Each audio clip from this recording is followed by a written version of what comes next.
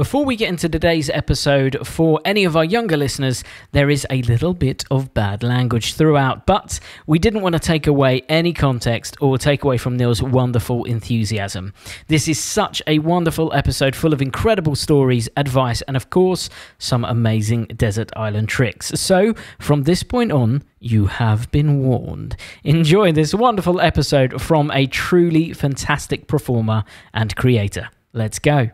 Anyway, but the second time he got us was genius. Do you remember those little brandy glasses we used to sell, which had inside the wall of the brandy glass, there was brandy. So it looked like it was full of brandy, but you could tip it upside down and nothing would come out. So we used to sell tons of these. They were £5. We used to sell it. Everyone used to come and get it. So we had tons of people going past. And of course, you've got to get their attention, right? Because you've got the street performers right there who are, masters of attention.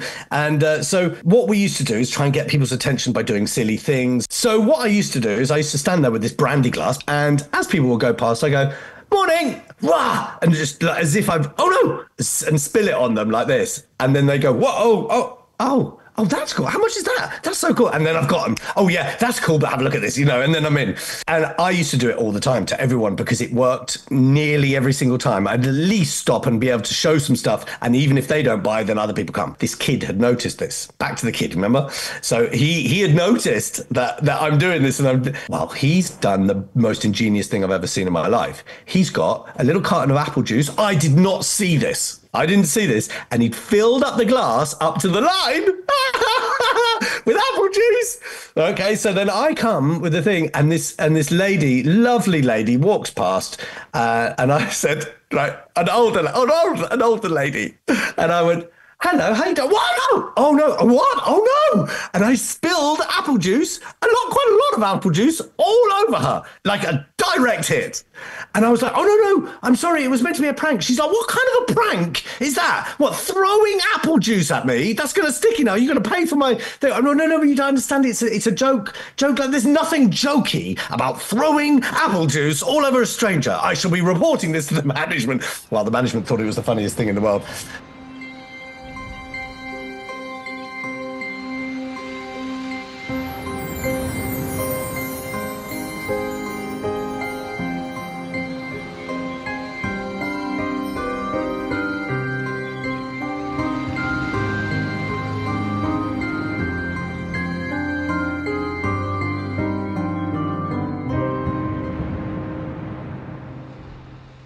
Hello and welcome to another episode of Desert Island Tricks.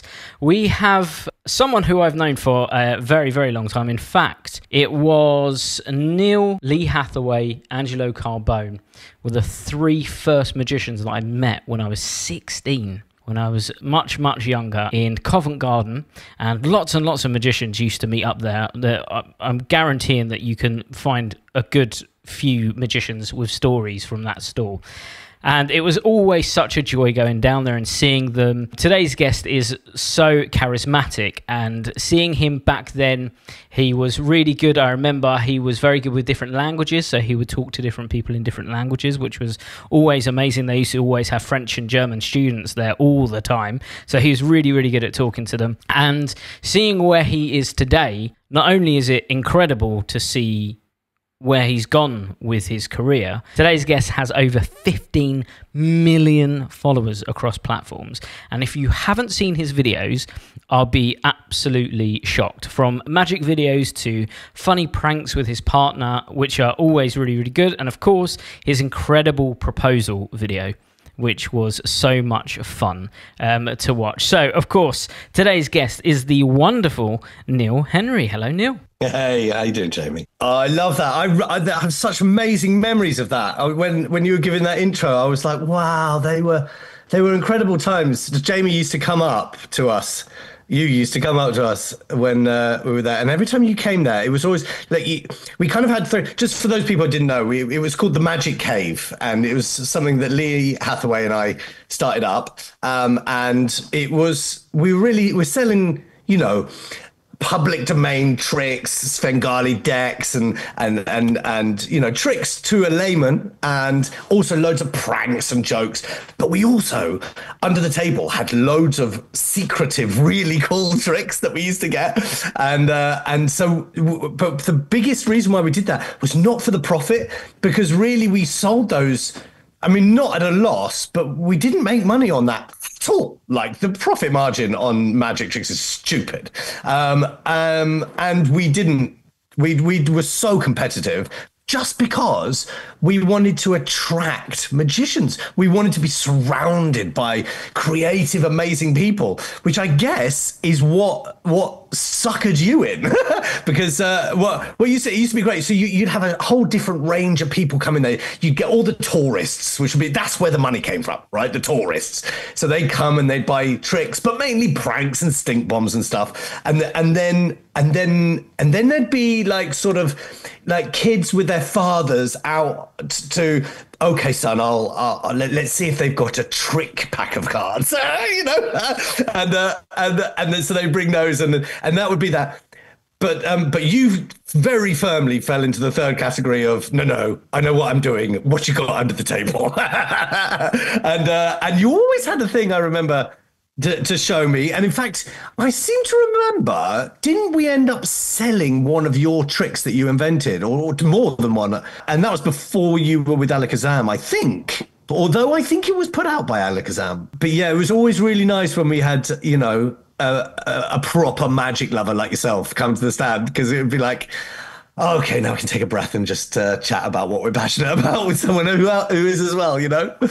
They were good times, man. Yeah, it was so good. I always distinctly remember, like a little Alakazam crossover was when you guys had Dice Man for the first time. Oh, what a trick. And I remember you, well, there were a couple of tricks. So Angelo had a great Vanishing deck out at the time. Oh, Humbug. Humbug, which was superb. He had a great trick where he penetrated his finger through a bill. Which was called Poke. Brilliant. Which was superb. It was like a finger version of Misled, Timothy Wenk's Misled, isn't it? And it's so good. It's still one of my favourite Carbone tricks that he's not publicly released other than then, sadly. But I remember that you would just show me these tricks, and it would just absolutely fry me every single time. You've never changed your persona. So you were always upbeat and bubbly, and I always remember you were very observant. Oh, you have to be, man, because I mean, even though Covent Garden is policed by its own private army, Jamie. You're laughing, but it's serious. Like they are a private security force. Which means they are bound, because it is private property. Did you know that square in Covent Garden is private property, which is why they are allowed. I don't know if you've ever seen anyone, like a shoplifter, get caught.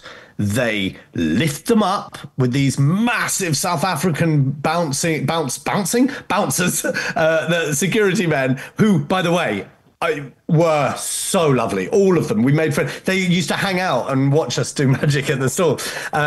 But you know, if someone was caught stealing or something, they'd be lifted up, manhandled, and paraded through the thing, and then taken out, and then the police would be taken. We called it. Yeah, it was. It was crazy, but the point is that they were there because, and you know, it is a store, and it is in the middle of London, and yeah, there are naughty people.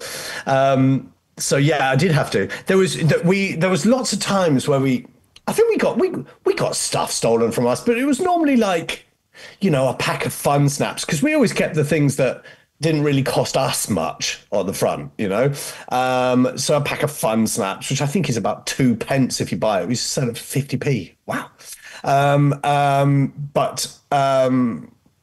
You know, and one thing I do remember. Do you know what a fart bomb is? So not a stink bomb, a fart bomb. So there's little pack. In fact, this is a boom bag. It's the same thing. It just makes a bang. I've been having a lot of fun with these recently. Yeah. So what you do is, for those people who don't know, it's just a little sachet, and if you squeeze it, this little thing inside pops, and then you wait for like 20 seconds, and then it goes bang and stinks like awful stink, and it goes everywhere, and you can't control where it goes because it goes on your clothes, and then you stink, and then it'll probably get inside your nose, and then your nose stinks, which is like the worst thing to stink is your nose. I mean, it smells already, but but there was this. We used to leave the fart bombs open in their box with the little display box. We used to leave them there on the side because, again, they were really cheap things, and we used to sell them singly. And we used to have kids come and mess us up. There's some kids would because a lot of the time the kids would just stay there and stand and just watch, right? And I learned pretty early on that not to get rid of them, because quite often their mums or dads would have put them there. Stay at the magic stall, we'll come and get you in 20 minutes or something like that. And they'll be staying there. And the more I can demonstrate in that 20 minutes, the more he gets on his list to tell his mum to buy it when she gets back. So I used to just be like working on this imaginary shopping list. But sometimes they were naughty, and there was this one kid who got us twice, right? The first time he got us, he was there, and I saw him out of the periphery of my eyes. I knew he was there, and I had my eye on him, so he wasn't going to nick anything, and he was a nice guy-ish, right? Anyway, he got a fist and went bang, and punched in the box of fart bombs and exploded loads of them. I was like, no. I grabbed the whole box and lifted it and threw it, but it still splashed me in the face. I got it away from the stall, so the stall didn't suffer, but I suffered. But honestly, it was such a funny gag. I had to hand it to him. Like, I didn't ban him. Found it so funny. Look, if you're going to be running a prank stall and a magic stall, you got to take it once or twice. You know what I mean? And also, I do this because I love it, right? And if I got cross at that, then I don't think I'd probably love it. Anyway, but the second time he got us was genius, right?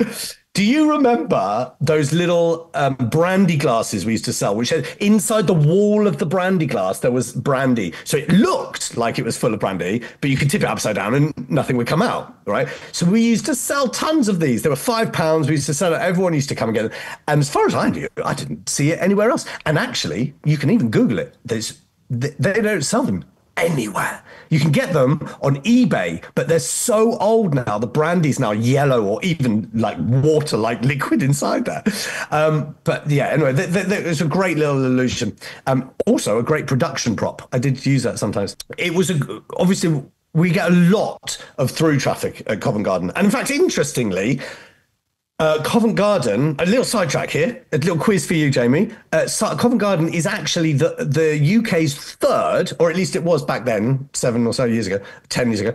It was it's the UK's third biggest tourist trap, right? So what is number 1 and 2? Maybe it's got to be something curveball-y, like the Lego store. No. Not at all. Oh, wow. London Eye?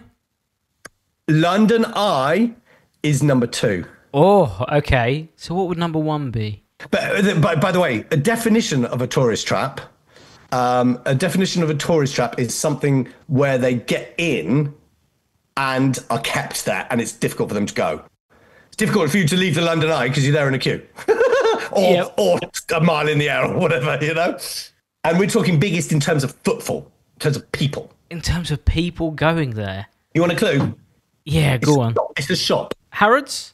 Yeah. Ah. That's mad, isn't it? Biggest tourist trap. So we're the third biggest tourist trap. And so we had tons of people going past. And of course, you've got to get their attention, right? Because you've got the street performers right there who are, masters of attention. And so what we used to do is try and get people's attention by doing silly things it wasn't good enough to say, do you want to see a magic trick, right? Because the answer invariably is no. So what I used to do is I used to stand there with this brandy glass, back to the point, I used to stand there with a brandy glass, and as people would go past, I go, morning, rah, and just like, as if I've, oh no, and spill it on them like this. And then they go, whoa, oh, that's cool. How much is that? That's so cool. And then I've got them. Oh yeah, that's cool, but have a look at this, and then I'm in. Right. And I used to do it all the time to everyone because it worked nearly every single time. I'd at least stop and be able to show some stuff. And even if they don't buy, then other people come, right? This kid had noticed this. Back to the kid, remember? So he had noticed that I'm doing this and I'm on every time. Well, he's done the most ingenious thing I've ever seen in my life. He's got a little carton of apple juice. I did not see this. I didn't see this. And he'd filled up the glass up to the line with apple juice.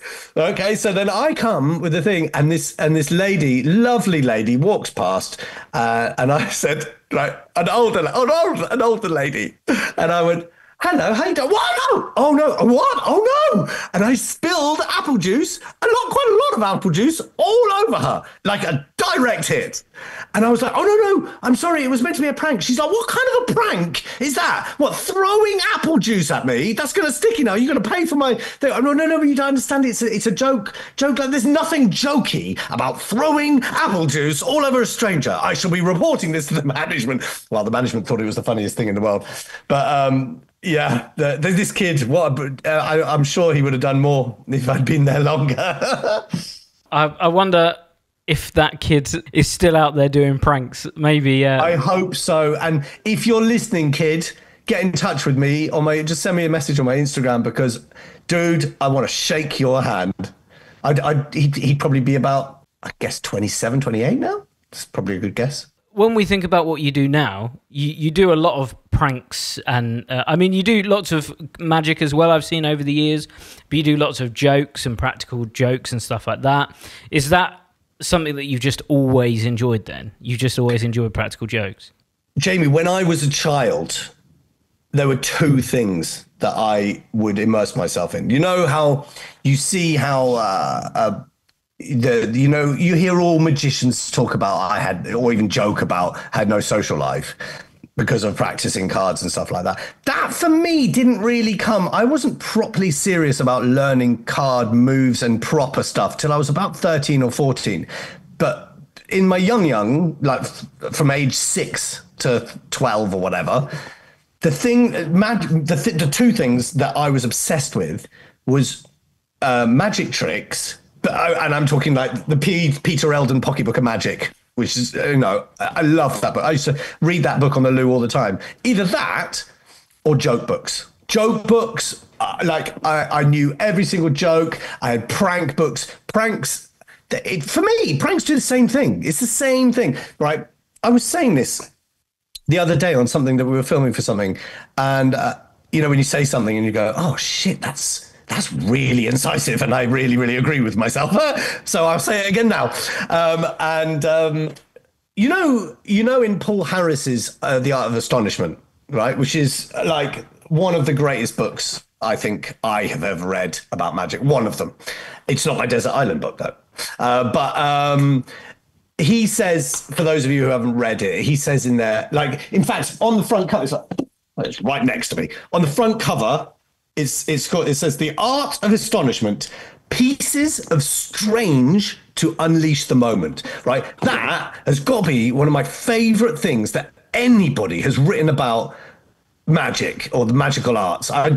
It inspires me every time I think about it. And, Paul Harris has given us some of the most creative, innovative work on existing effects and brand new effects. I mean, what a man. I'm such a fan of his. But in my opinion, and I know pretty much everything published by him, I've either read or learned.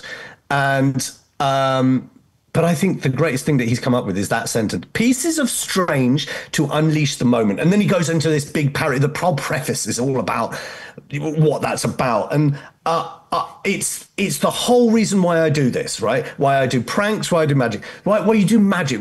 And I'm not talking like do a little trick that's cool. I'm talking about, and any magician out there would know this feeling, and or hopefully would know this feeling, or maybe you might want to rethink your career. But the feeling of when you do a trick, not the kind of trick that makes someone go, "Oh, yeah, clever," not that kind of thing. The one where you go, "What the? No, do that again." When you get that and you feel that, and when you are mature enough as a performer not to take that as an ego thing, not to take that as a praise, because I'm telling you now, it is not, and they are not praising you. They are praising. They're not praising. They are adulating this moment that has been unleashed by a piece of strange. It is not a worship moment, right? So if you think that, get that out of your head, and it will also free you up way more, and you'll enjoy your art much more, I feel. But when you get that moment, it's such a special moment, and it's why I love magic, and it's why I love jokes, because if you catch someone off with catch someone out with a punchline, that's so good, or a prank. That's why I love fart pranks. Fart pranks are fantastic because they're so harmless, and it is the funniest noise in the world. And dude, in 3 years I'm going to be 50. Tomorrow I'm going out to do another fart prank. This is what I do. But fart pranks, right? So that's what they are. You see all these people walking down the street doing their boring thing, going to their one to the other, and living their life with no play, And when you do a fart prank or a magic trick or anything like that, you're giving them a piece of strange to unleash the moment. Why is it important to unleash the moment? Well, you get that excitement that I was talking about, that adulation, that worship of the moment. And it's because when you unleash the moment, what that means is you are now living in the now. And why is that important? Everyone always talks about why is it important to live in now. I'll tell you why it's important to live in the now, because that's all there is. And when you live in the past, you worry. And when you live in the future, you are either excited or you worry, right? In the present, there's none of that. It's all irrelevant, right? Because it just is. And the fastest way to get to that point there is through play, through true play. I trained as a clown at the Clown College in London, and that's the biggest thing that they taught me there. And, incredible things happen through play. I mean, there's a guy called Richard James, he was called. He's not a magician. He was a naval officer in the late 1940s in America. And he was working on a... do you know this? You heard Richard? You know who I'm talking about? Okay. And he was working as an engineer on a boat, right? And his job was to come up with some crazy system to be able to make tables stable on a choppy waters, right? So he was playing around with all these different types of springs and putting them in different places, and he put it in a particular place, and it fell off the table. But it didn't just fall off; it kind of walked off and fell down the stairs. And then he started playing with this thing, and he found it so funny. He took it home to his wife, and they were pissing themselves about this little spring that was just going mental. And from that, the world got the slinky. Right? Isn't that mad? And this happens again. I've got countless of these stories of times when breakthroughs happen with play, because and that's what nature does. Nature plays. That's the universe. When we're not playing, when we're not in the moment, it's all pretend. It's not real. And magic, play, pranks, it all is a fast track to the moment. When I'm on my own, the way my mind works is I feel like I do kind of chat to the universe and to nature around. And sometimes things happen. I feel sometimes that the universe or nature is playing a joke on me. Sometimes mental coincidences happen. And I'm like, no, now you're having a laugh. No, do you know what I mean? Like, and yeah, that is kind of like a prank in not the real. Yeah, maybe. Well, I mean, it's still the real world, but yeah, that's a really good point, Jamie. Yeah. Well, there's a great podcast. We've got a podcast overlap, and I promise everyone that listening, we will get onto the concept of this podcast in a minute. But there's a wonderful podcast called We Can Be Weirdos, which I've referenced a couple of times elsewhere, and they have something called the soft rock. And the idea with the soft rock is it's something that is impossible. It cannot happen to you. It's physically impossible, but it did happen to you. You know it happened to you. So it's completely impossible, but it happened. And a lot of the time, this crosses over between ghost stories. Quite often, Pete spoke about his ghost story, his soft rock, a few weeks ago on one of the lives. But the other one is synchronicity or coincidence. And a lot of people talk about, they will say something or imagine something. A lot of the time it's numbers. So they'll see a number everywhere and that'll negate what they're going to do in the day. Yeah. But there are always these sort of weird coincidences. So what would your soft rock be then? Coincidences, Jamie, they happen every single day, and they happen more and more. Thing is, when you you wanted an example. Okay, an example that happened last week was we were looking at a house that was unbelievably beautiful and way out of our, or so we thought, out of our budget. And I literally said the words, and by the way, this is true, right?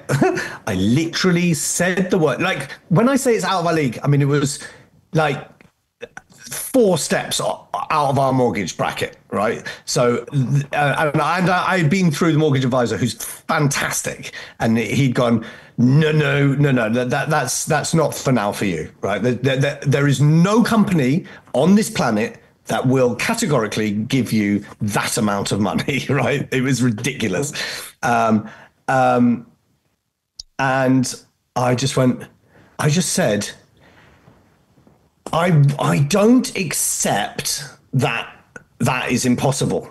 Like as a magician, there must be a way to at least make that look like it's possible, like a magician, you know? And I said that out. There must be a way. How do I make that look like it's possible? And I didn't even begin to think about it. I just laughed to myself by thinking, how funny is that? Because I can come to I can contextualize that later if you like. But I was just laughing about it. I wasn't even thinking about it. And my phone rang right then from my mortgage advisor after I hadn't spoken to him for a week and a half, right? After we'd got this mortgage appraisal or declinal. And he calls me up straight away. He went, Neil, I've just been thinking, actually, we might be able to do this. And I'm like, that is just mental.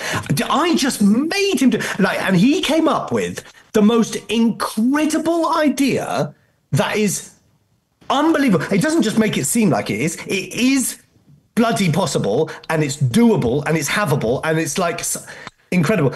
And to contextualize where this, and it's kind of will kind of inform you of everything that I've kind of been saying, is I'm actually writing a course about this at the moment, about not about manifestation. It's not that, although there will be people that liken it to that, but it's not that. As a magician, and I spent a long time being a magic consultant, illusion consultant for the RSC and for TV and stuff like that. And so I've done a lot of that. And my job has predominantly been to make the impossible possible, right? And I've come up with all these different things that I consciously or unconsciously use when creating a magic trick or creating an illusion for a stage show, whatever. Or even just like performing magic and trying to create the illusion of impossibility. I've got a formula of things that I do that I pick and choose subconsciously or unconsciously that create this moment of impossibility. And it occurred to me, this was about 6 months ago, it occurred to me that every single one of those is applicable to real life, right? So I can take those principles and I can make, rather than making the impossible possible seem possible, you can apply that to your life where maybe your goals or your dreams, or in this instance, your dream house, it feels like it's impossible, like it's out of reach. But by applying these things, it suddenly becomes possible and doable. And you then, when you start to do that unconsciously in your life, when you do it enough, it becomes like a habit, using these things. And you just live that life where things just land at your feet. It's like, this is an example I use is if you say to a magician and a non-magician, right? You say,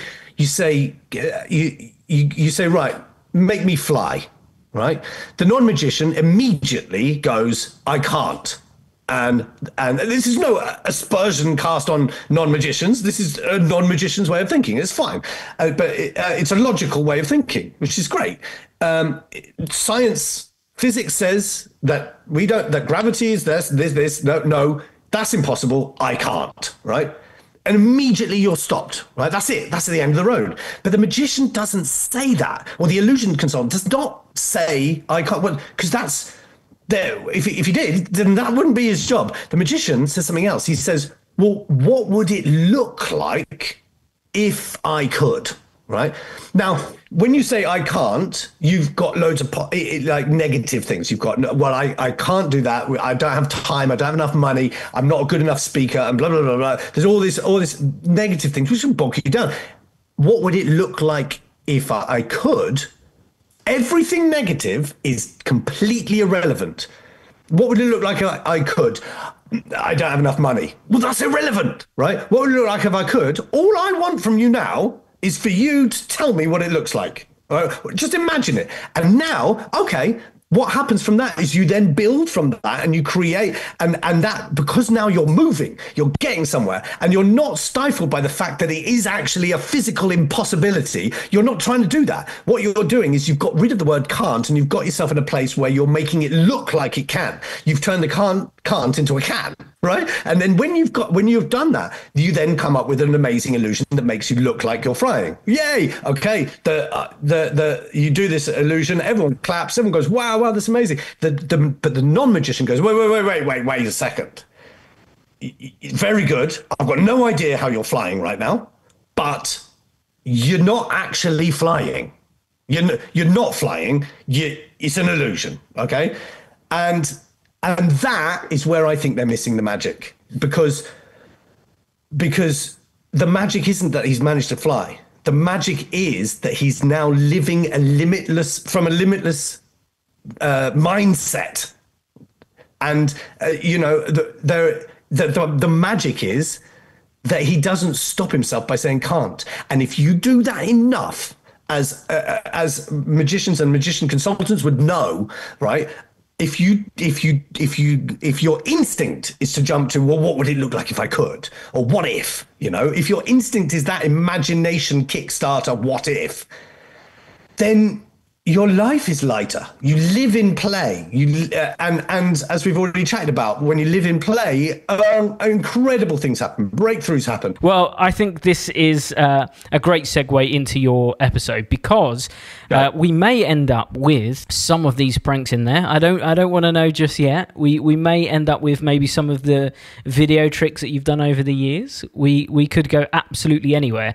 And what I think is really interesting with you is, because you are so eclectic in what you do, like you just said, you've done stuff for the Royal Shakespeare Company, so you're attuned to stage illusions, but you're absolutely incredible at like the Sven deck and dynamic coins because of your Demon days, and you have such a diverse array of tricks that you have to use for your videos. Like I'm guessing you're surrounded by hundreds, like most creators are.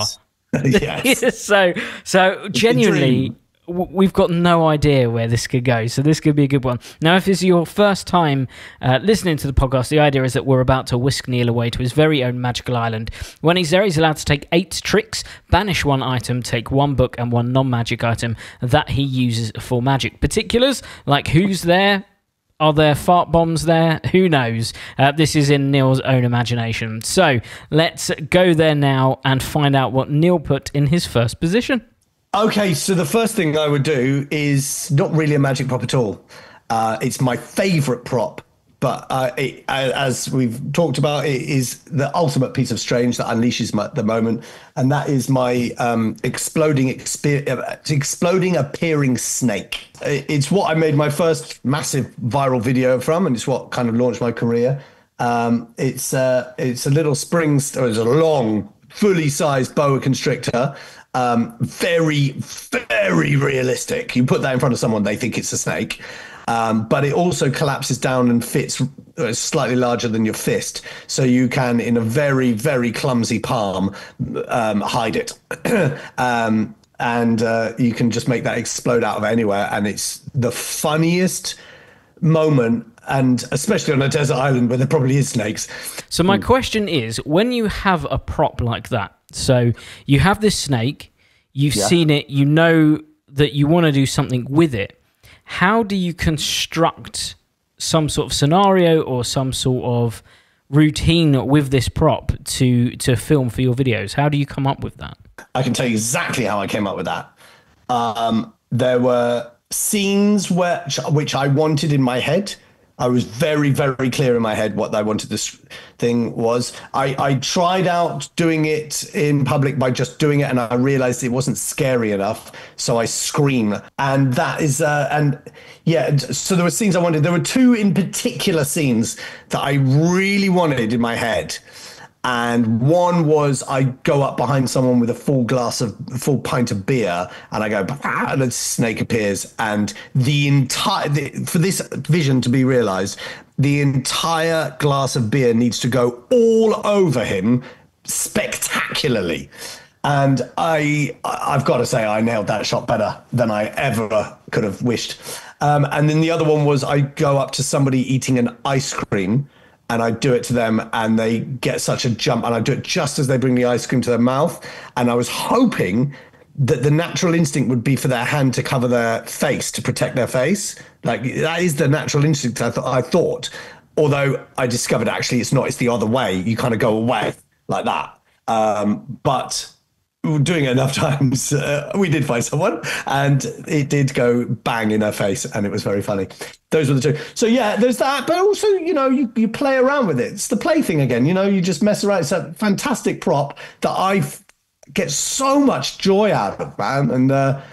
And just so I'd go around with the cameraman. Julius Dean filmed a lot of it to start with, and he came up with some fantastic ideas. Like, there's one where I appeared underneath a bench while someone was there, and I just put it at their feet, and it never occurred to me to use it as a snake without exploding it, but I'm really good. Julius gave me that idea, and it's a great idea. So it's often play, but often it's I've got a particular moment that I really want. Amazing. Well, that's a great one in number one, and leads us very nicely into number two. So what did you put in your second spot?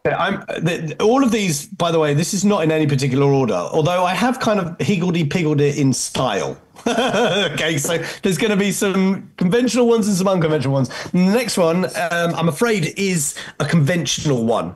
It's not my favorite card trick, although because that is also in this list.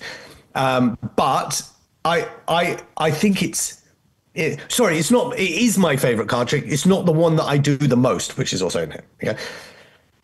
But I think it is just it has had the most incredible effect on me, and that is a very good card under the box routine. Now, when I say very good, I'm referring to the one that James Brown taught me a while ago. I don't know what he calls that, but just look up James Brown card under the box. The first time I saw card under the box was not actually James Brown. First time I saw it was back when I was working for Marvin's Magic at Harrods, and I was on a break, and Lee Hathaway showed it to me, and I'd never seen it before. And he did it under a pint glass rather than a box. And he did it numerous times. Like, I do it now. I do it 3 times. I've got a routine I stick to. Sometimes I jazz around it a bit, but I don't normally go more than 3. He went on loads. Loads and loads. And I just thought it was the most exciting thing to do, whether you can play with someone's direction so blatantly while telling them that you are, and it's just, and it's relatively easy to do. That's the great thing. It's relatively easy to do, and it makes you feel like you are in control of their mind, and which is exactly what you are.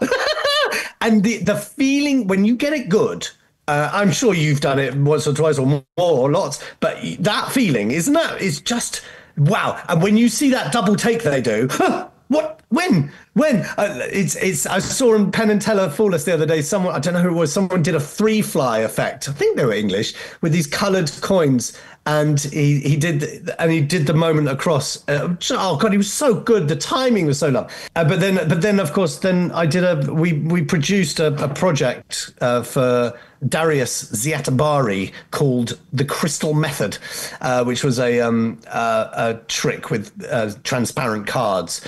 And one of the routines on there was with James Brown, and we were filming it at my house, and he showed me his card out of the box, and I was like, well, that's just so doable. I love it so much. And yeah, James, if you're listening, man, I miss you. Give us a call sometime.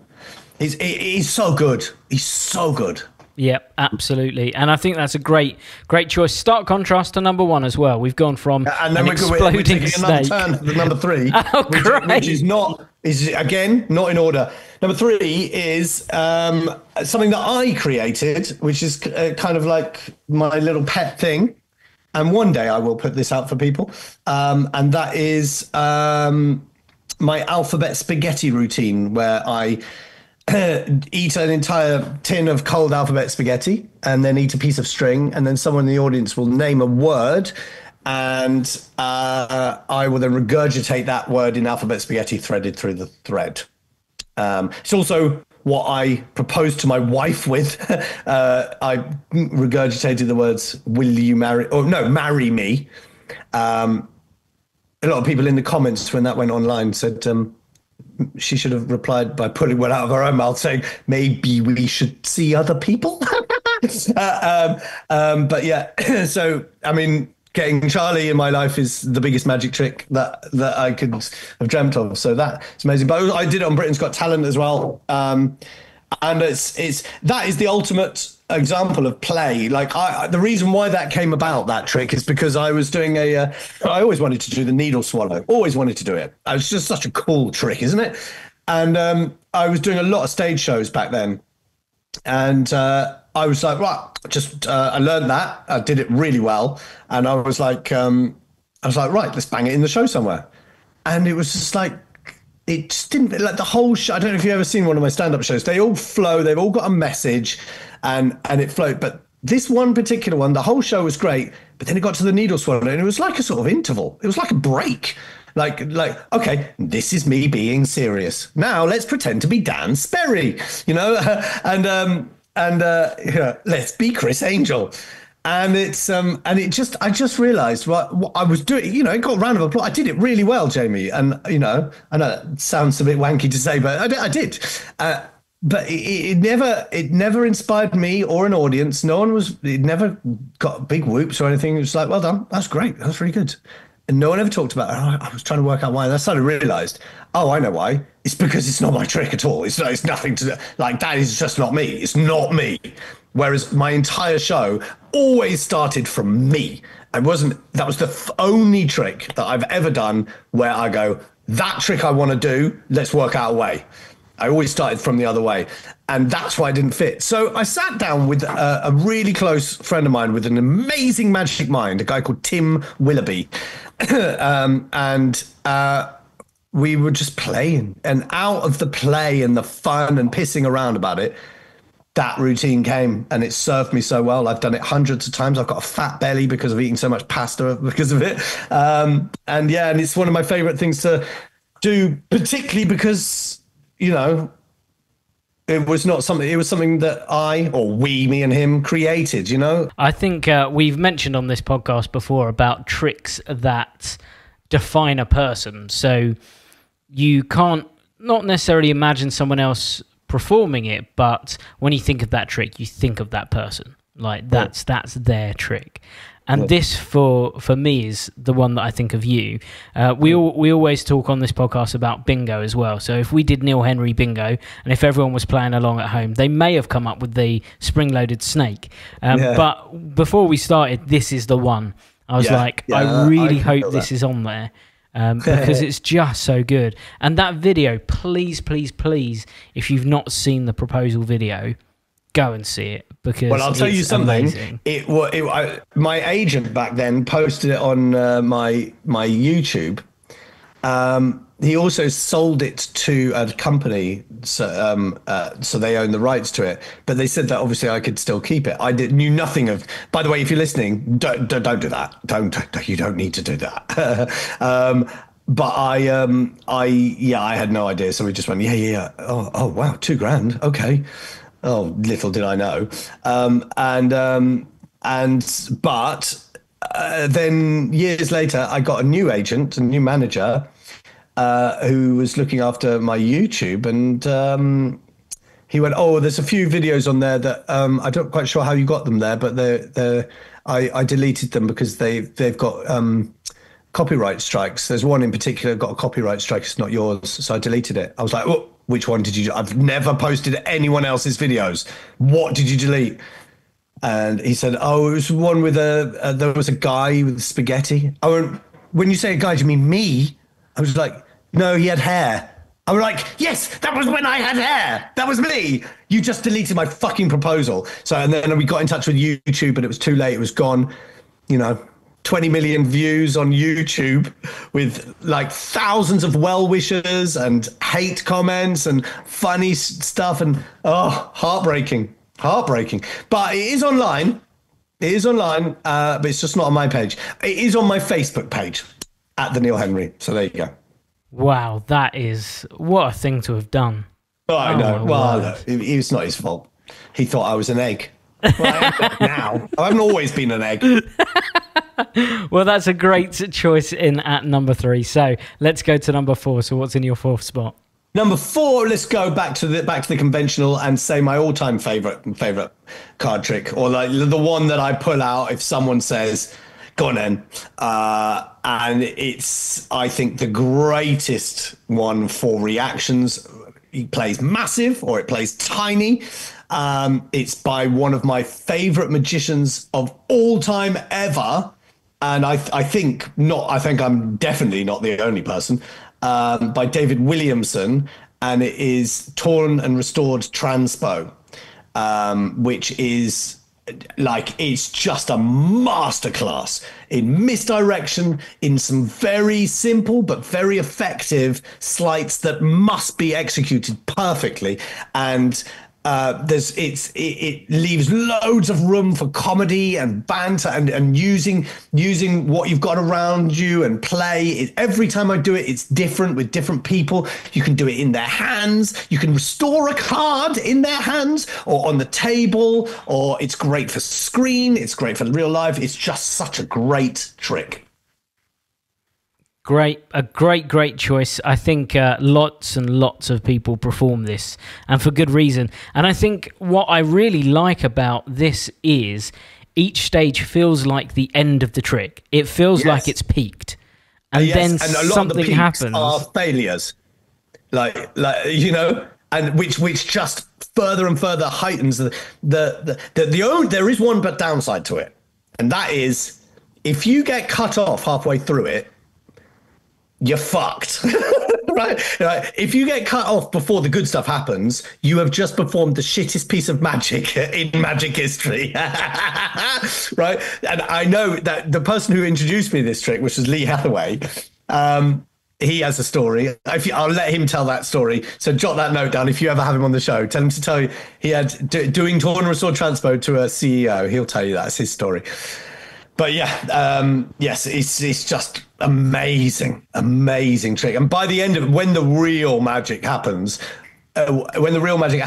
you've set yourself up to be so rubbish that it just triples how good it is. And even if you didn't, I have seen some magicians don't do the sucker part of it, and it's not as good for me.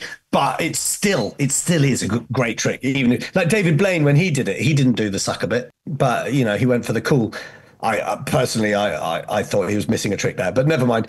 But yeah, David Williamson. There is a routine by him called whispering coins, hanging coins. Whatever. Anyway, there's a trick where he takes a little magic wand and he taps in the air. He says, "Look, there's a coin there in the air." And he taps the air and you can hear it going ding, ding, ding. You hear it there, and then he reaches into that space that was just tinking and he pulls the coin out of the air. And it's such a clever little move, but you need to have a wand, right? A particular kind of wand to do it with a particular kind of weight. And so I was at the Southport Magic Convention, the IBM Magic Convention, and we were in the bar, and I bought the perfect wand from Colin Rose. for this. It cost me like 25 quid, but I've given it to my kids now. They love it. It's just this gorgeous piece of work. Anyway, and I was practicing this move, just tapping the air and making it ding, ding, ding like this. And whilst we were there, suddenly we heard these glasses smash. And like this like all sorts of stuff and shouting and swearing and people and things flying around out from the door. So, of course, being the nosy guy I am, I went to go find out what's going on. And it was out on the street and a big fight had taken place, right? Which began with some people that lived in Southport picking on some nerdy, well, I say nerdy, that's all of us, some nerdy magicians out on the street. Anyway, what we did is me and a few other guys, including David Williamson, there was like 5 of us. We went out there, we rescued the magicians. It was very obvious which ones they were. Anyone wearing a suit jacket and a lapel thing. Anyway, pulled them all in. And the other people, I don't know what the fight was about. They were really aggressive, Jamie. Anyway, we slammed the door shut and locked it, but it was really, really banging like this. And so everyone had kind of gone by this point. Anyway, it was left, this is about midnight, just me and my idol, who I'd never met before, David Williamson, there pushing our bums against this wall, just sitting next to him. I'm like, well, this is a thing, isn't it? And he was being funny, as you can imagine, making me laugh. Anyway, I went, dude, do you know what? Since you're here, I've got this. I reach in my pocket, I get out my wand, and I start dinging the air. and I've got to say, he was really gracious about it. He said, that's right. He gave me some tips. And over the ruckus of the noise from outside, he did it so loud. You could hear those coins ding over all the ruckus. Yeah, anyway. Oh, wow. Well, it just goes to show how good he is, that in the middle of carnage outside, he's still able to do it. Well, that's a great choice in at number 4 and leads us to number 5. So what's in your 5th spot? Well, it's a toss-up between 2, and I'm going to go with my gut and say that appearing brandy glass, because it's just so funny. It's just so funny. It works in a magic show. You can produce it and then spill it on them, and it doesn't. It's funny. It breaks the moment. It's just a perfect. It's amazing. And if anybody knows where I can get hold of one of them, because I don't have one anymore, I would love you for it. But it's got to be brandy coloured. It's not that yellow stuff. I don't want a pretend glass of pee. I want a brandy glass. Oh, that joke, brandy glass. Yeah, it's just brilliant. I love it. So yeah, I've gone for that. I feel like someone should produce a set of them, different types of glass with different coloured liquids in as a little set. Yeah, that's a fantastic idea. That's a really good idea. And if that somebody does out there want to do it, I will promote the hell out of that on my page. That's brilliant. I've got a beer glass one. It's not as good. It's just not as good. If someone came out with a wine glass one, wow, that would be great. I mean, obviously there's milk, isn't there? You just get a milk pitcher. But anyway. Hey guys, Harry here from Alakazam Magic. I hope you're enjoying the podcast. I'm just here to interrupt and tell you a little bit about the Alakazam Magic Convention. It has taken us 35 years to get to this date. However, May the 9th, 2026 will be the very first Alakazam Magic Convention. Now, I know you guys are super excited, maybe just as excited as we are. First of all, the venue is a 37-minute direct train from central London. The venue is then literally a 10-minute walk from the train station. There's hotels within a stone's throw, there's restaurants nearby, and there's incredible food and drink on site. That's all without even getting into the magic side of things. We are going to have 4 incredible lecturers performing throughout the day, including one person who's going to be flying over to do their very first UK lecture. We are buzzing to announce who those 4 are. Not only that, there'll be dealers on site and a place for you guys to jam and session and meet new friends. Where are the lectures going to be held? This is my personal favourite bit about the Alakazam convention. They're going to be happening in one of the cinema screens. That means fully tiered seating, comfy seats, a drinks holder, and there will be a close-up camera on the jumbo cinema screen that will be giving you close-ups of all the little nuances that you're going to need to see when the lecturers are performing. There will of course be a full gala show to end the evening off. You guys are not going to want to miss it. The great thing is as well, on the Sunday, the day after, Alakazam Magic Shop, which is a 2-minute drive, will be open. So if you're heading down to the convention, why not stay overnight and come and visit our magic shop? Remember, May the 9th, 2026. Tickets on sale now at alakazam.co.uk. See you guys soon.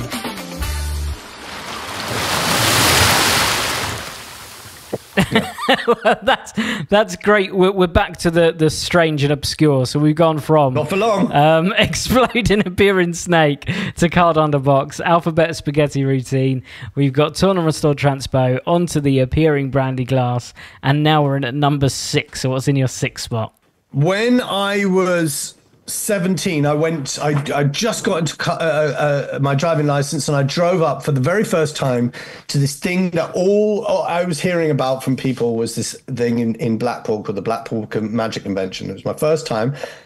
I went all on my own. The only people I knew really in magic was people at the stall that I bought, but I hadn't bought it back then. This was back in the old days.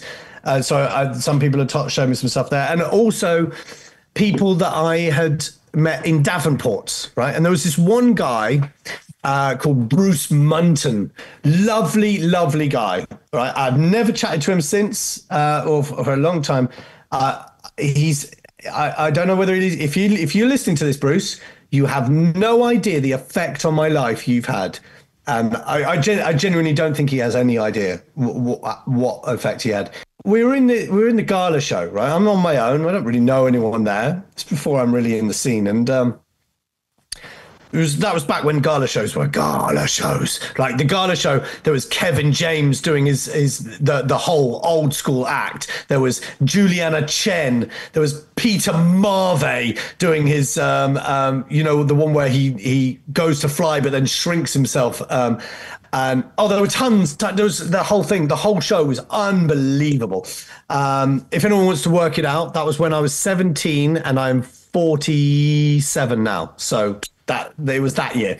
And in the interval, I went and got myself a drink, and I was just kind of standing around the seats. And then, oh my gosh, Bruce Munton, who I'd met in Davenport, right? Bruce Munton taught me how to do a false transfer instead of a French drop, right? And I was like, oh, what? There's more ways to vanish a coin? Cool. And so there you go. Already he's influencing me. But he said, do you want to see a trick? I went, oh, of course. He said, have you got a £5 note? So I gave him a paper £5 note, as it was then, and he changed it into a £10 note in front of my face with his sleeves rolled up, with bare hands, and I was like, right. There's no other trick that I want to do. Like, I could see that working in so many situations in my life. And I was like, that trick is going to be my trick. So now I've tried to teach that to a lot of people, and a lot of people take a long time. I remember picking it up straight away. I had the special thing that you need in my pocket anyway. And I was like, no way is it that. I was so surprised that something so amateur can be so professional. And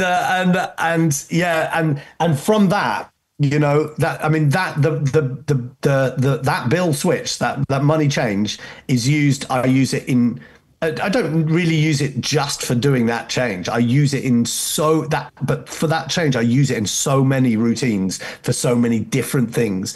I use it in pre-show, that bill switch, for videos sometimes. I do all sorts of stuff with it. It's a fantastic thing. And but even if it's just that bill switch, I mean, wow, what a trick. I just saw Justin Willman's fantastic new Netflix show. Did you watch it? Not yet. Dude, he's coming onto the podcast as well. Dude, it's brilliant. It's brilliant. Like, I'm such a fan of his, but he does that bill switch. He does it 3 times in that show. brilliantly. Just great comedic effect, and it's very, very magical as well.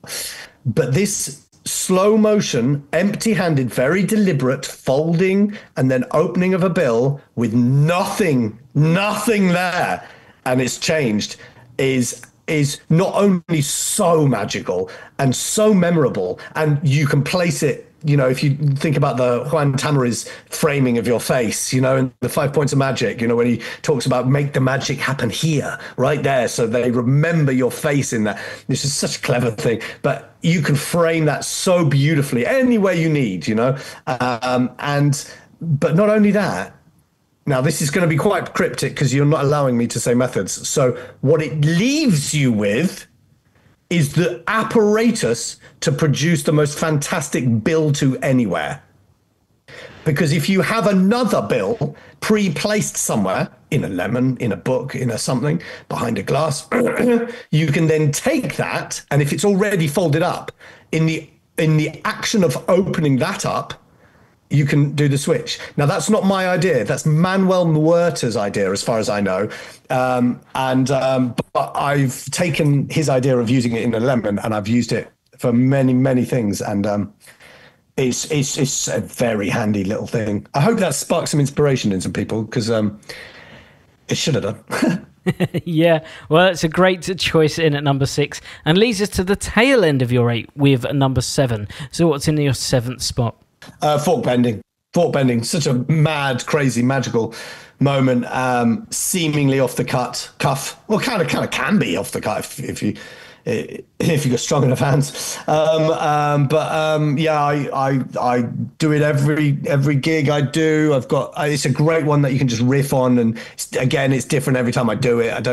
I don't follow any rules with it, and it's a great way to learn about your audience. It's a great opener because it's so different. Well, I always approach a load of people, and you know, I say, you know, that thing where you see a magician and they've got a packet, you know, the pack of cards, and they say take a card, and everyone goes, oh yeah, I've seen that. I'm like, yeah, we're not doing that, and I pull out loads of forks and say pick a fork, and it's a great way to get into a crowd, and it's just so interesting, and I've done it on some big celebrities, and I've done it on family, and my kids love it. I used to do it when I used to do kids shows. I did it in that. It's so weird, and I love it. And actually, Uri Geller, out of the blue, called me up. He called me up because he saw a video I did to a footballer called Sergio Barras. And whilst I was chatting during the trick, I said, you know that you've heard the guy Uri Geller who bends the spoons, and he goes, yeah. Well, he called me up, and he was so complimentary. He said thank you for the name check, and he sent me the most amazing video saying, I don't know how he's doing this. I don't know how he does it. I really don't. I thought that was very kind. I was actually talking about it with a good friend of mine last night, and we were talking about the sort of different approaches to fork bending. There tends to be sort of quite a rapid version of fork bending and sort of a slow version. Which version do you tend to lean towards? I do both. Depends on what it is. If it's on social media, 100% fast. If they're giving me a lot of attention, then it'll be a slow one. If that's what they want, it's all the time. It's every time I do it, as I said, is different to whatever the crowd is, really. Yeah, well, it's a great choice. I think that the visualness of it as well, and the fact that Uri Geller actually called you. I know, dude. Wow. I was bowled over.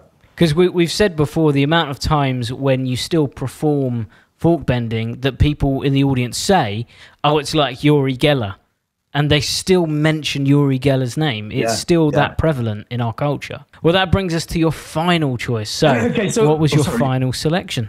Well, I was going to do something like sponge balls, because like on a desert island, because you could do that with leaves or, you know, sand shells or whatever. But you know what? There's a million things. It's a difficult thing, this, Jamie, coming up with 8, right? Because I change what I do all the time. Right. And I've got very high ADHD, and if I'm left with one thing, I'll get bored of it. Right. So I'm going to do something different here for the 8th one, right? I am going to bring something, but I'm not going to perform it. I'm bringing it because it's something that I've been meaning to practice for months, right? And this has given me the opportunity to be on my own with nothing else to do, and I can sit down and just get this right. Because I'm not going to perform this. It's one of those ones you're not going to perform it until you do it, right? Until it's good. So I'm going to take this opportunity to take my copy with all the gimmicks of the unbelievably excellent and inspiring Tobias Dostal's Liquid Spectrum, and I'm going to take it out there and I'm going to nail it, and I'm going to be able to make things are going to just melt. I'm going to have fun with that. I just haven't had the time to, and I really want to, because it looks so much fun. The ability to make something melt is just so cool. Someone like you and an effect like that, I think some of the things that you're going to come up with using that prop are going to be so interesting and different and exciting. I think so. I'm sure you've already got tons of weird, interesting ideas. So, is this going to be something that, like, if you do get the opportunity to play with and work with, is this one of those props where immediately a video idea comes to mind? Because I bet I've already got the video. I've got one video idea in particular. Yeah, and it's not a magic video either. It's a prank video, but it honors the magician's code, obviously. I'd rather surprise it. I could say, no, I'd rather just do it. Keep it as a surprise. I can guarantee you, if I say it, there are tons of people that do it beautifully out there, and they will want to do this. So I'd quite like to selfishly get there first. Are you comfortable, or do you mind people copying your video ideas after you've come up with them? That particular one, like when you come up with a wicked, like I've got a great idea. I'm going to be very careful not to tip this. I've got a really, really cool idea for a magic trick video, which is based on something very old. And I can guarantee that when I do this, everyone's going to go, "Oh, you motherfucker. Oh, no, I should have thought of that." And I love it when things like that come up. But I need the right circumstances to do it. And they haven't presented themselves yet, but I'm ready when they are. But, if they pull it out, I will be sad. I would be disappointed. But do I mind people copying once I've done it? No, not at all. It's this ultimate. That is fantastic. When people got to realize, right? You've got to realize that social media is about, that's what it's about. People taking takes on things and ideas, If you have an idea and you want to go and do something that, people are social media, a lot of my posts get seen by 500 million people. What, you're going to expect that no one else is going to try it? Get over yourself. Do your thing, shoot your shot, enjoy it, enjoy whatever praise or hate or whatever you get from it. Or don't even enjoy it, just move on to the next thing. And if someone else copies it, it's none of your business. No, do you know what, Jamie? Actually, the love you get from it and the hate you get from it and the likes you get, none of that is any of your business. The only time it becomes your business is when those likes and those comments help a post to, if you're a monetized page, to do better and make more money then it literally does become your business. That's the only time. It's none of your emotional business. These people aren't real. I mean, they are real, but nobody, what I mean by that, sorry, I didn't actually mean that. What I mean is, nobody cares. Nobody cares. And to prove that, you go online and watch a magician and see how much you care. As much as I do care, I'll watch like Patrick Kuhn do something beautiful online. I love him. I'll watch him do something great online, and I'll just go, "Oh wow!" Yes, I care. I will write a comment if I mean it. And I'll say something like, "Dude, that was amazing. Yeah, brilliant.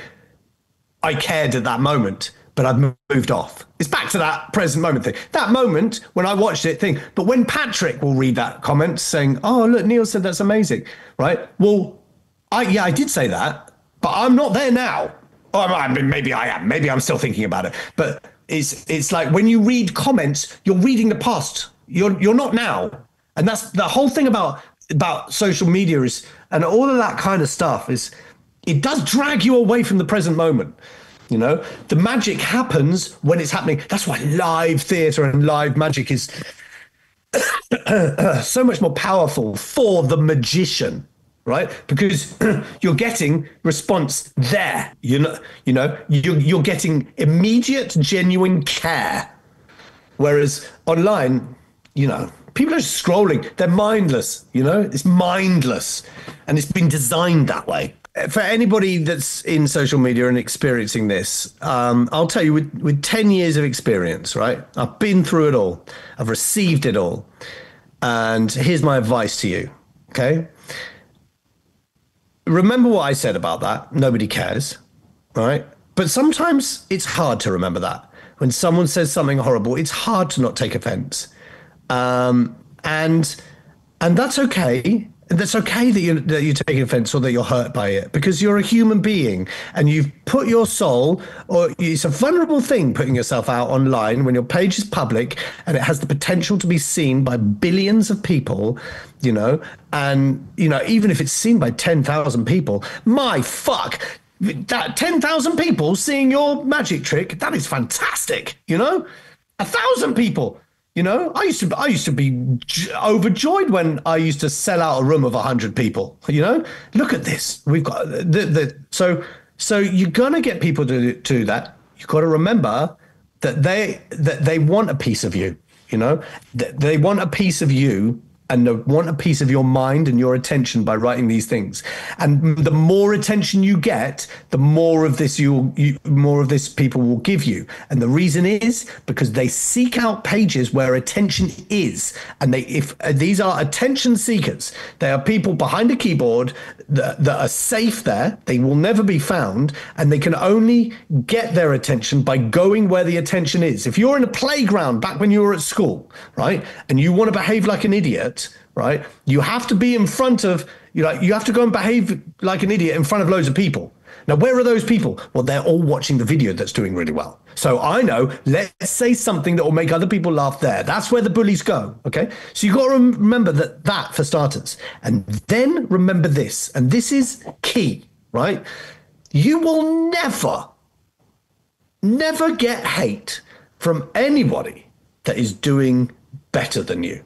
You will always get it from people that are not only doing worse than you, but strive to at least match your greatness. Okay. Now that holds. I want everyone who's interested to think about that. And if you can come up with an example of somebody giving genuine hate to somebody who's not doing as well as them, it just doesn't happen, Jamie. So that should fill you with a little sense of, I'd say, sympathy towards these haters, because poor guys, look at you. You've done so well, you're getting hate. When I did that snake video, overnight, it got, over a week, it got to 100 million views, right? I'd never experienced anything like this before. I had people saying, oh, you're a narcissist, you're horrible. How could you do that? She's got ice cream all over her shirt, all of these sort of things. And I was like, me, I like to think I'm a nice guy, I don't feel like I'm like that. And it really hurt my feelings. And I spoke to my PR manager at the time, because I was doing this TV thing at the time. And I spoke to her, and it was actually the day before my first baby was born, right? And it should be a really joyous time, but this was really eating me up inside. And I spoke to her and I said, look, I'm getting tens of thousands of people hate commenting me, right? And she said, what are you crying about? Do you know how much people pay for that kind of hate? And to see it from that perspective has changed me. And I'll tell you something else, right? We all know, or those who are interested in social media know, that when you post a video, if you reply to comments and stuff, it's going to help your post, which means you're going to have to go through the post to reply to the comments, right? Which means you're going to see those hate things. So then what I want you to do is you do that replying, but you do that dead. You do that dead in your mind, all right? And you can have fun with that as well. So I'm not saying be bored. You can have fun with playing dead, just no emotion. And what I mean by that is when someone praises you, my God, you're good at sleight of hand, don't take it. Because if you take that praise, you sure as hell got to take that hate. And the praise will be invariably way more than the hate. But that one hate comment in amongst tens of thousands of love, that was the one you'll remember. But you won't remember it if the only reason why you'll remember it is because you've taken all that love on board, right? Don't take that love on board. Don't take the hate on board. It's none of your business. And my final thing I'll say on this, and this is the ultimate piece of advice, and this is where I am now.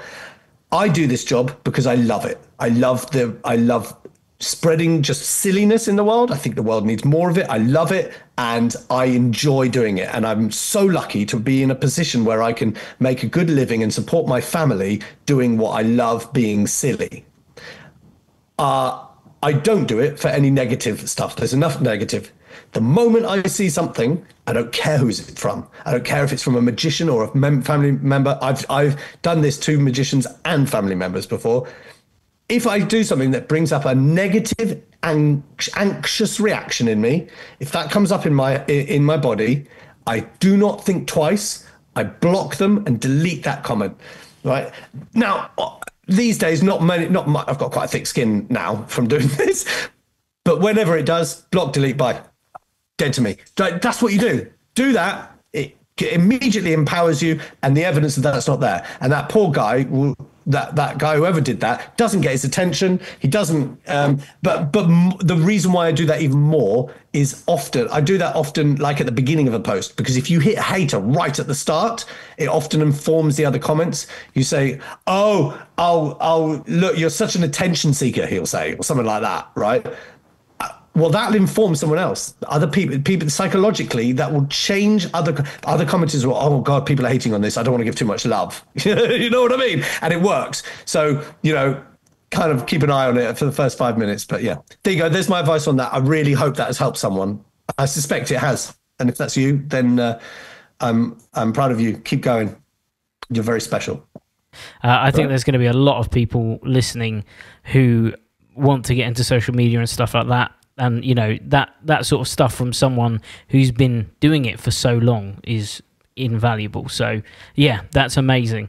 Now, we have had 8 tricks, but we're on to your curveball items because you're only allowed 1 each of these. So let's start with your banishment. What did you banish? I don't want to ban it, but I do have a gripe, right? And I've said this before. And I also fall foul of this as well. So you don't need to pull me up on this. And that is, I click my fingers. Like clicking fingers. Why?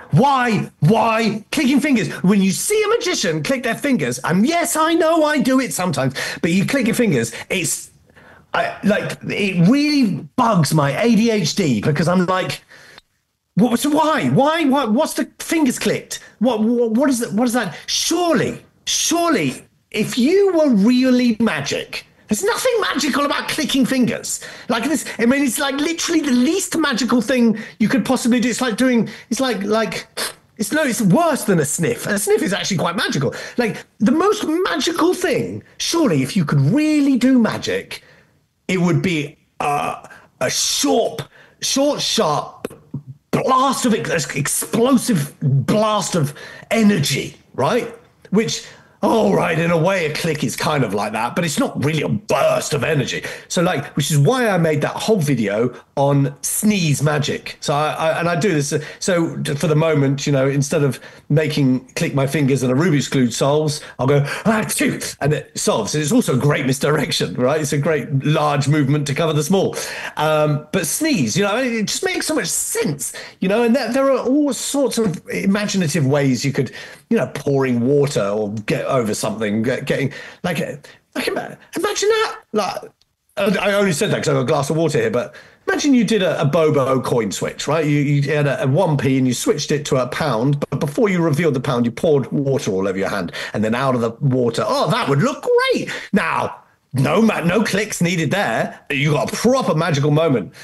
So there you go. Finger clicks go in my room 101 or whatever you want to call it. Okay. Yeah, okay. So clicking fingers is gone. So for you, what would the ultimate magical gesture be? A sneeze. With sparks? Oh, dude, man, if it's someone out there can make me a sneeze with sparks, I'm playing. Oh, dude, do you know what? I can do it. I've got a really good funkin' ring. That's brilliant. Excellent. What a brilliant idea. Thanks, Jamie. Yeah. Okay. Well, that's coming. That's one we can all look forward to. I can't wait already. Now that brings us to your book. Now you've actually referenced books all the way through this, so it tells us that you're someone that takes enjoyment from reading books. So I'm guessing this may have been a difficult one for you, maybe not. It still is. I've decided an answer, but I'm now looking at I've got Michael Close Workers series. You've got there's Darwin Ortiz, you've got Williamson, Barry Richardson. There's so much great stuff. And I'm very lucky to have a very good cupboard, but my mind is made up. When I was at the stall, one of my favorite magicians, a good friend who I haven't spoken to in a long time, called Dan Alexander, told me about this book. He said it's the most amazing book, and I'm not going to tell you anything about it. When you've saved up enough money, go and buy it, and you'll discover why. And I was intrigued, and months went by, and then I thought, I know, I'm going to go. I had a break from the stall. I left it with Lee, and I walked to Leicester Square, and I went to the Cecil Court, that little road where the coins are and all that. And I went into this little tiny bookshop, which I've since learned is actually owned by a magician. Anyway, and I wasn't actually looking for that book. I just was looking to see what magic books they had, because they always had really interesting ones there. And it suddenly reminded me of this book that I'm about to say. I was like, wonder whether he has it. He has it.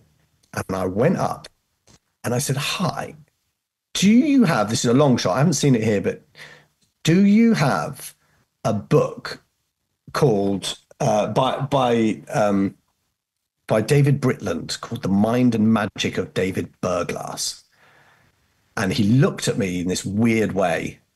And I said, do you have it?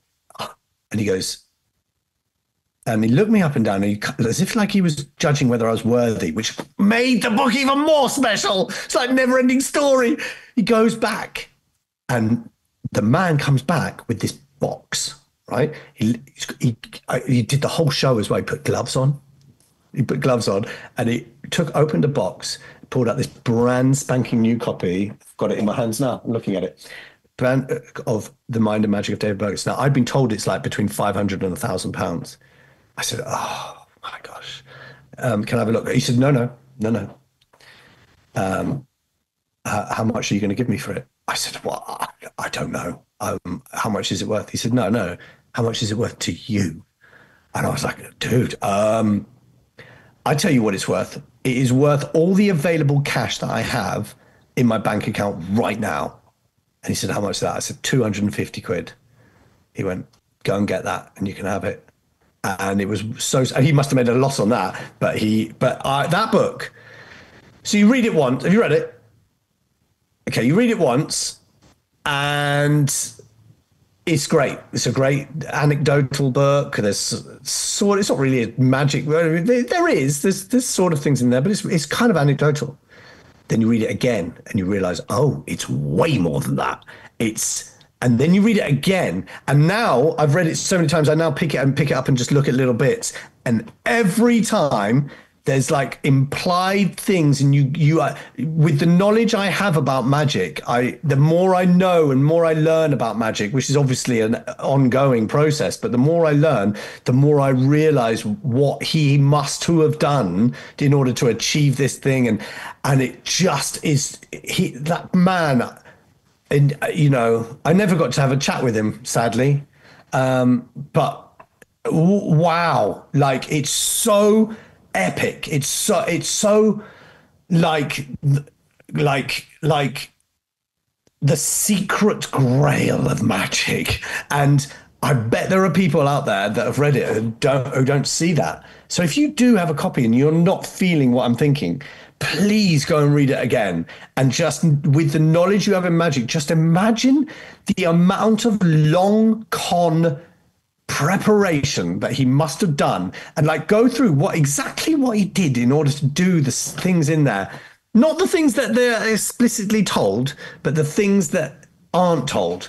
And it just fires your imagination off and it just makes you realize, wow, here we are doing little card tricks and coin tricks. But this guy is thinking months in advance to create a moment that will be remembered, that will be people's most exciting moment of their life.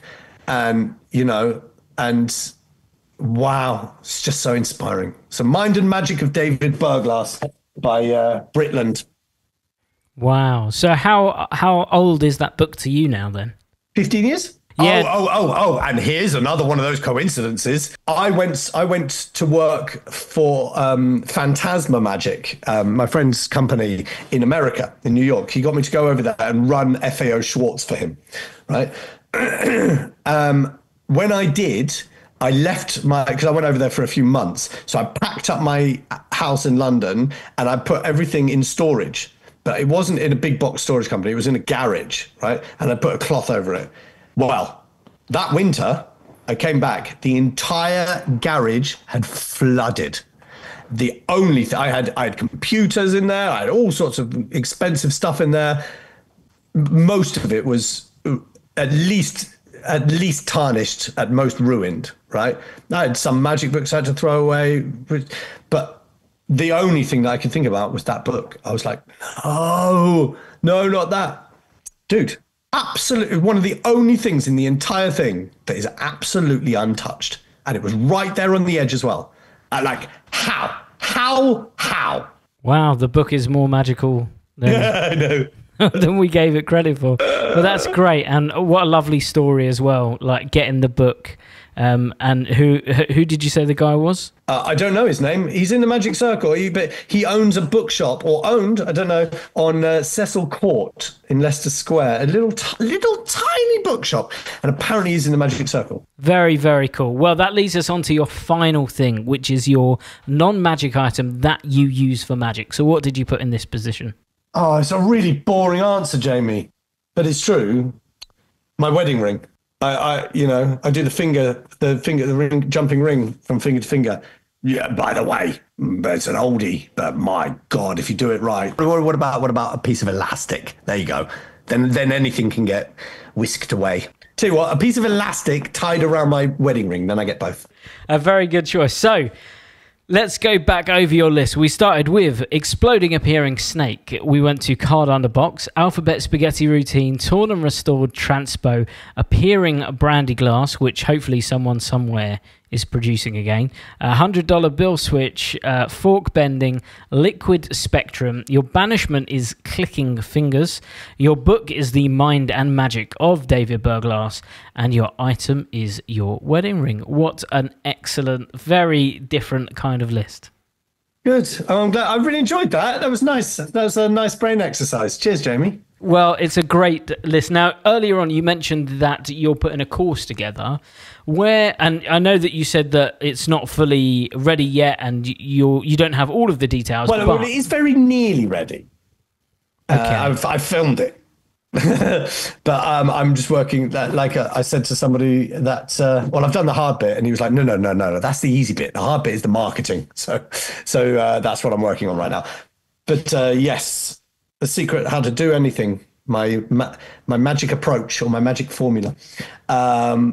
If you're interested in that, I would. It's not aimed at magicians, but I would love to hear some magicians' input. So, and I'm not going to price it high at all. It's going to be cheap. So, if you follow me on my bits and bobs, particularly on Facebook, that's where I'm most active. But also on Instagram, I'll be when it's ready, you'll know about it. So, yeah. Now, if people want to find your socials, I mean, it's very hard to avoid them because you've got such massive reach. But where are they going to go to? On TikTok, Facebook, Instagram, and YouTube, it's at the Neil, Neil Henry, the Neil Henry. On Snapchat, I've got lots of different shows on there, but my main channel is Magic Neil. Yeah, it's kind of covered it, really. Yeah, that's great. So yeah, do go follow him. Thank you so much, Neil. It's been so good to have you on here, and like I said, some of the advice that you've given on here is superb. Well, I'd like to say thank you so much for asking me. It's a real honor. Like you get proper magicians on here, and to be lumped in the likes of them is a real honor for me. And more than that, dude, you and I go back a long way, and it's really nice to have spent a couple hours chatting to you, man. Really nice. Well, thank you so much, Neil, and thank you all for listening. Now, we will be back again next week with another episode. Do go check out Neil's socials so that you can be the first to find out about that course. I know I'll be checking it out when it comes out. It sounds super, super interesting. So go follow him on all the socials. Go check out his very heart-wrenchingly lost video, his proposal video as well, because it is such an amazing video. And of course, we'll see you again next week. So until then, have a great week. Goodbye. When I perform at gigs, I look at effects that tick these 3 boxes. Is it super strong and powerful? Yes. Will it last with your spectators for a lifetime? Absolutely. And does it leave them with a souvenir that perfectly captures the moment of magic? If that all sounds exactly what you're after, look no further than the liquid forks. These forks have been custom designed to be able to bend right in front of your spectators' eyes. It's so easy to perform, it's so visual, and trust me, they will honestly keep this impossible object because they've seen it morph in front of their eyes. It literally does the impossible.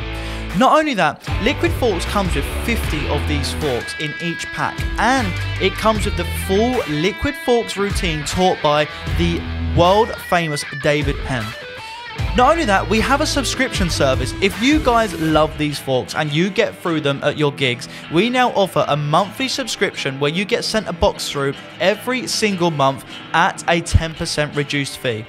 Like I said, you guys are going to be loving these. You're going to be performing them every chance you can. Trust me, the reactions are second to none. So guys, head over to alakazam.co.uk, pick up a set of liquid forks. You will not regret it. Easy to do. Leaves them with a killer souvenir. And to be honest with you, it's not cards, it's not coins, it's not mentalism. It's something beyond belief. Check out now, guys, the liquid forks.